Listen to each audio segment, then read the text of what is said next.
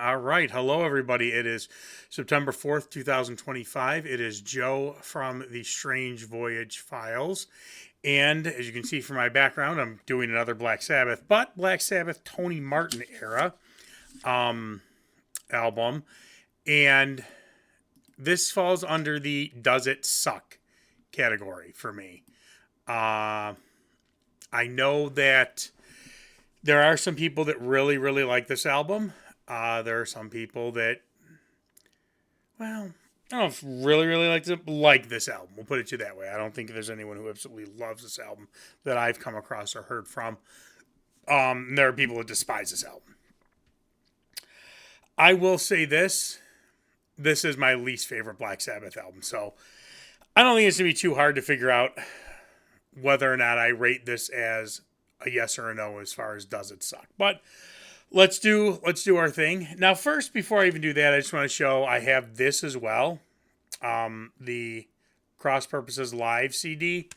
Kind of funny story with this. Darn light. Never get that right where it's. There's really nothing to even see in there. Um, I got that earlier this year, and here's the funny thing about that. Funny story with that. So I go on eBay, okay? This thing will pop up every so often. I've looked for it and it's not been there. But it will pop up probably more often than not. Somebody's going to sell this Cross Purposes Live CD. I think I've only seen one with the VHS. I do see them separately all the time. So when this came out, I got the Cross Purposes album, didn't like it, so I obviously was not going to get this thing. And it was pricey for the CD and the VHS tape. It was pricey. So I was like, I'm not going to spend that kind of money. I'd go to Rolling Stones Records in Norridge, Illinois. I'm going to plug them till I die. And I'm not getting that album. I'm not getting that album. And then I do remember at one point it got very low. They really marked it down. Again, this was what, 90 something or other, 95, looks like 95 this thing came out. Yeah, something around there. Looks like 95, but I am blind and it's dark, so well, let's say around 95. Let's fast forward to about 97, 98, where the price has come down to maybe 19 bucks, from probably $39, whatever they were selling this dual package thing for. And I think I even had it in my hand, and it had sat there forever. Nobody was buying this thing. Um, and I was like, I just went and bought something else. So fast forward to earlier this year, I hop on eBay.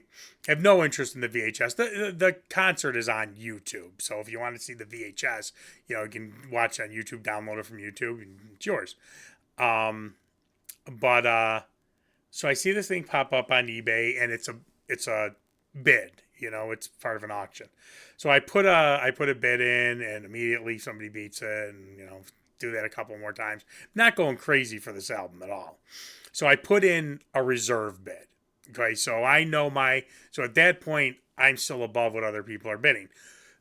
This is early in the auction. So while this is happening, another one pops up on eBay, but this time it's a straight sale, and it was lower than my reserve for this. I'm like, oh well, I'm probably, and I see bids are still going on the other one. Like, I'm not going to get the one I put the reserve on for, so I bought the other one. Lo and behold, my reserve is the top price, and I get the one in the auction too. So I get two of these things coming. So now instead of one, I have two of them coming. So I ended up sending a copy to my buddy Ralph from from the Almost Human channel. Check it out. His channel is awesome. Always plug Ralph. He's the greatest. So he got one. I sent him my extra, and it was a win-win all around. But this isn't bad. I almost kind of preferred this to the actual album. But all right, let's deep dive into this. Let's do our ranking. Then I'm going to talk about this in depth. So here's the one we all got from the. Let me close out of this. There we go. This is the one that we got from the box set. I got the box set, and then I bought these albums separately because I'm nuts. So I have So I have two versions of this album. I don't think I have this on CD though. I have this album and then the one in the box set. I have the Anno Domini CD set too, but I don't think I bought it as a straight CD yet. I'll probably end up doing that because I'm nuts, even for albums I don't like. But I listened to this album again today, just before doing this video, and I was pleasantly surprised in the first two songs. Now, I'm not going to say they're great. I'm not going to say they are up there with The Thrill of It All, that they're up there with Electric Funeral, they're up there with Die Young, they're up there. No. But I thought, okay, wait, this sounds better than I remember. And I'll tell you, guys, I never listened to this album. Never. Never. This is not one I put on once a year or once every couple of years. The only time I've listened to this album is when I ranked Black Sabbath. I think I listened to it 2 or 3 times when I bought it, and that was it. And then when I ranked Black Sabbath albums, which was, between buying it and ranking is 15, 20 years, something crazy, 15 years, whatever, the first time I did it. So, maybe 20. God, the years go fast. If you guys are young, it goes fast, guys. It goes so fast. Any rate, I was pleasantly surprised with the first 2 songs, and then it goes downhill. But all right, let's rank this, and then I'm going to talk pretty in depth about this album. First song, Eyewitness. I did watch a lot of other people's videos, and there's not too many cross purposes videos, people ranking or talking about cross purposes. There's a few, there's like 7 or 8. But again, it's not like Sabbath, Bloody Sabbath, or Heaven and Hell, where you could probably find 50. So in watching those videos, and then in also watching people ranking Black Sabbath videos, kind of wanted to see, where this, when I'm doing an album I know that I'm not going to like, I like to see where other people stand, just to see, all right, am I the outlier here? And nobody praised this thing. Nobody, it went from words that were used were, okay, it's good. Some outright said it was terrible. It was a bad album. To, underrated, okay album. Nobody, said something like Eternal Idol. And again, I don't think Eternal Idol is all that great of an album, but there are people that say that is an underrated, great album. Born Again. I don't think Born Again's a great album. People will say it's an underrated, great album. Nobody was saying that about this. Some people said it was underrated good, but that was about as far as it. The other thing that I just want to point out, I cannot believe how many people still say, when I'm watching these rankings, it usually went 13 or Forbidden was the worst. I'm no surprise there. But then so many people had Never Say Die as the next worst album. All right. I mean, seriously, over this album? Over most of the Tony Martin stuff? Get out of here. That's crazy. I mean, I remember there was a time in the 80s and 90s when, yes, even people who were diehard Black Sabbath fans said Never Say Die was unlistenable. But in comparison to some of these other albums that came out, come on, you're out of your minds. But yeah, there were a ton of people that had Never Say Die like in the bottom 3. You're nuts. One guy said that this was better than Dehumanizer. And that was in like his ranking of cross purposes. He goes, I still think that this is better than Dehumanizer. And I was like, oh, dude, let's go and get you a CAT scan. But anyway, that's just me. Anyway, doing the tracks on this one. I'm not going to do the bonus track, What's the Use? But I did. Okay, so start to listen to Eyewitness. It's good. It's kind of reminiscent of Sabbath, the Sabbath that we know. So that one was okay. It's not a great song. It's not one I would go back to, but it's not horrible. It's a solid 3. The next one, probably, let me see, maybe my favorite, Cross of Thorns. But again, it's not it's good. It's a 3. It's another 3. There's nothing perfect about it. Um, where's, oh, I know which one. Okay, I know which one. Then we get to Psychophobia. This is where it falls apart. And it's just now the next few are just a bunch of garbage to me. And the reason I'm not gonna. So Psychophobia is a 1. Virtual Death is a 1. Immaculate Deception is a 1. Dying for Love is a 1. So those 4 are a 1. And the next one, Back to Eden, is a little bit better. I gave it a 2. Now here's where my thing is with these middle songs. They sound like Black Sabbath trying to fit in the 90s. I can't stand the 90s. I can't. Soundgarden sucks. Nirvana sucks. Pearl Jam sucks. The stupid Man in the Box band, whatever they're called, they suck. Black Hole Sun song band, whatever that may have been song. I don't know. They all suck. Absolutely suck. Nothing good. So when these bands, Black Sabbath and Def Leppard and all these other bands, and even Ozzy with Osmosis, try to sound 90s, and even Maiden with the X Factor a bit, not as much Virtual 11, but I think with the X Factor, trying to sound like they fit in the 90s anywhere between grunge and new metal, it's garbage. It's absolute garbage. All those bands absolutely suck. Black Sabbath trying to do it, it's a mistake. So those songs are reminding me of that crap. So forget it. Hand That Rocks the Cradle kind of brings it back a little bit. It's got a good melody. It's okay. It's a 3. Again, it's a 3. Cardinal Sin. Now, Cardinal Sin, this reminded me of something from Dehumanizer, and I was wondering if this was a leftover riff or something from Dehumanizer. It really hit me with that Dio flavor. So it's good. I wish I could say more, but it's a 3. It's another 3.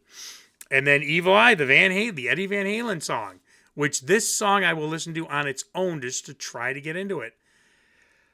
And again, if you look at Van Halen in the 90s, we weren't getting gold. And it shows here. It's a 3. I know there are people that think that this is, that's the hidden gem. That's great, man. I know Cardinal Sin is another one that people, would probably give a 5 to. That's great if that's working for you. No, not for me. So we add it all up. It's a 2.1, which, of course, I don't do decimals, so it's a 2. Out of a scale of 1 to 5, this is a 2. Yeah, I guess it fits. I mean, it's not all complete 1 garbage, but being a low 2 makes sense. This thing is not. No, this is still. I would still take, and I know some of you are going to go crazily disagree with me on this. Just trying to get this where we can see it better, because I do have still have the plastic on it to protect it. I know some of you would say, no, this is a lot better, and and it makes sense because I don't like Angry Machines from Dio. I don't like Strange Highways from Dio. So the fact that this is kind of in the same vein, it makes sense that I wouldn't like it. And then I don't know. It's just not one I don't think it's ever going to be an album that it's ever going to be an album that I'm ever going to get into. So, for those of you who do like it, God bless. I really, I'm glad because hey, it's music and I want people to like music. So it's just not one I'm going to get into. All right, I do want to talk a little bit about this album because I was very, very excited for this album to come out. Now, this comes out after Dehumanizer. This comes out after the whole, disaster of their reunion with Ronnie and with Ronnie refusing to, and I can't blame Ronnie, but Ronnie refusing to play the opening for Ozzy at Ozfest, and so we get an album that's a mix of things. But as far as band members, I was very excited because Geezer was back, and my view was this. All right, Tony Martin. No, he's not my preferred singer in Sabbath, but here's the thing. Geezer and Tony are the main songwriters. So Tony Martin is still a strong vocalist, and I had assumed that Cozy Powell would return, which obviously he didn't. I figured, okay, well, at least we'll have a good written album. Now, Geezer since then has not spoken well of this album at all. He's in fact not spoken well of anything having of the lineup. I'm bouncing behind because I know the Giving Up the Ghost, so I think it's on his Homework album, because Geezer leaves Sabbath after this to do a solo album. And it's on Homework. He writes Giving Up the Ghost, which is kind of a middle finger to Tony Iommi, saying, you basically ruined Black Sabbath with all these incarnations and all these versions of Black Sabbath. He's also had said things, and again, I was looking this up beforehand, and stuff I do remember. He said he was. I know at one point they were going to try to get Dio back. Even though the Dehumanizer tour, they were not talking to each other, they at least knew they had the wisdom and wherewithal to know that bringing Tony Martin back into the band was just going to be a step back into this obscurity period that Black Sabbath was in. And Geezer Butler had not signed up for that. Geezer Butler signed up for something with Black Sabbath. So I think they were going to try... And that goes nowhere. Try to get Dio back, and it just absolutely goes nowhere. I don't know how far that went, or if that was just an idea they had. But I know that it was something that was at least thrown out there. So Tony Martin comes back, and Geezer's not thrilled about this, because Geezer sees this Tony Martin era of Black Sabbath as complete obscurity. There was talk of him coming back during Headless Cross, and he chose to go with Ozzy instead. Why? Because he didn't like this, bastardization, if you will, of Black Sabbath that was going on at this time. So Geezer's not happy. They don't get Cozy Powell back for this record. I don't remember exactly why. I don't know if he was busy with something else or now I know he had injured himself, so he may have still, and that's why he didn't play on. He had gotten injured in a motorcycle or a horse riding accident, something like that, and that's why he wasn't on Dehumanizer, much to Dio's joy, because Dio didn't like Cozy Powell, and that was going to be a problem anyway, and Vinny ends up coming back. But so maybe Cozy couldn't be on this album because he was still recuperating. But then they get Bobby Rondinelli, who's a good drummer. He's nothing sticking out. Nothing sticks out. He's been with Rainbow. He does a few stints with a couple other bands. But he's not a big name. So this kind of turns into not only watered down Black Sabbath, and again, I'm going from Geezer's perspective, not only watered down Black Sabbath, but watered down Black Sabbath, with the Tony Martin era. They do still have Jeff Nichols, who has been with Black Sabbath for years at this point, and is a very powerful, force in Black Sabbath, a great force in Black Sabbath. But, this is not what... I don't think this was the car that Geezer picked out on the lot. I think he picked a car out on the sales lot, and when they pulled up, it's kind of like Vacation. If you've seen the original Vacation, This is not the sports wagon. This, Clark orders the sports wagon. He ends up getting the family truckster. Well, I think Geezer ordered the sports wagon and ended up with the family truckster too. So this is not, Geezer's not happy. Geezer is not happy with this at all. But he kind of has nowhere to go. Um, he's not going to go back with, it just left Ozzy. He had to have just left Ozzy because Osmosis comes out around this period. 94. What is Osmosis? Hey, let's find out. When does Osmosis come out? Maybe he goes back to Ozzy after this. 95. So he does. He goes back to Osmosis after this. Which, I'm sure was a great kick in the face to, sorry, that was my thing. My phone. George Costanza. That's my message alert. Sorry, guys. Sure, somebody's got to message me about absolutely nothing important. Yeah, no.